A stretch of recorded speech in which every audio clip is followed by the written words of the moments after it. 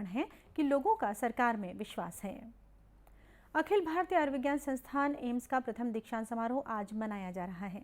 दीक्षांत समारोह में मुख्य अतिथि के रूप में केंद्रीय स्वास्थ्य राज्य मंत्री डॉक्टर भारती प्रवीण पवार शामिल हुईं। इस दौरान उन्होंने पहले डेंटल ओपीडी का उद्घाटन किया, उसके बाद जन औषधि केंद्र का निरीक्षण भी किया। उन्होंने कहा कि स्वास्थ्य सुविधाओं को ध्यान में रखते हुए केंद्र सरकार लगातार काम कर रही है और एम्स जैसे संस्थानों में स्वास्थ्य सुविधाओं के विस्तार पर पूरा ध्यान दे रही है। जैसे आपने कहा कि माता मृत्यु कम करना है या फिर बाल मृत्यु कम करना है, इस पर लगातार सरकार का काम चल रहा है। और एक NFHS डेटा जब अब हम लोग देखते हैं, जो सर्वे रिपोर्ट आते हैं, तो पहले की मात्रा में अब उसमें सुधार है, माता मृत्यु कम हुए हैं। ओवरऑल मैं भारत की व्यवस्था को देखती हूँ तो वो कम हुए हैं, लेकिन फिर भी कुछ जगह ऐसी है जहाँ पे इंटीरियर में अभी भी थोड़ा हमें पहुँचना है, वहाँ के माता मृत्यु कम करने हैं। लेकिन ये ज़रूर है, मैं कहूँगी कि इंस्टीट्यूशनल डिलीवरी के नंबर बड़े हैं। इसका कारण है कि अवेयरनेस और वहाँ तक पहुँचना। और हमारे यहाँ एक अच्छी व्यवस्था है कि हमारी आशाताई जो है, जो गांव-गांव में है और उससे पता है कहाँ पे कौन पेशेंट है, कहाँ पे डिलीवरी की मदर है। तो मुझे लगता है ये अलग व्यवस्था भारत में है, जो शायद किसी देश में नहीं है।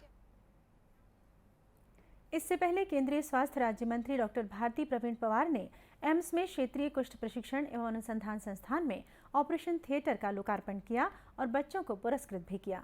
उन्होंने कहा कि ये काफी पुराना संस्थान है, यहाँ पर जब ऑपरेशन की सुविधा भी मिलने लगेगी। के लिए काम करता है। उसके अलावा रिसर्च के फील्ड में ये इंस्टीट्यूट का काम है।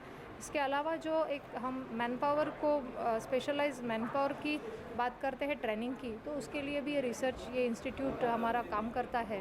और इसके अलावा यहाँ पे जो डिफॉर्मिटीज़ आती है पेशेंट में, खास करके लेप्रेसी के पेशेंट में, तो वो डिफॉर्मिटीज़ को ठीक करने के लिए रिकन्स्ट्रक्टिव सर्जरीज़ के माध्यम से यहाँ पे OT का भी काम शुरू हो गया है। वो काम पेशेंट के लिए अभी आप देखेंगे तो पेशेंट की सर्जरीज यहाँ पे होने वाली है।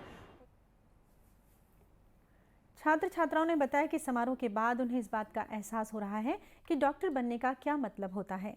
उन्होंने कहा कि इसके साथ बहुत सारी जिम्मेदारियां भी आती हैं।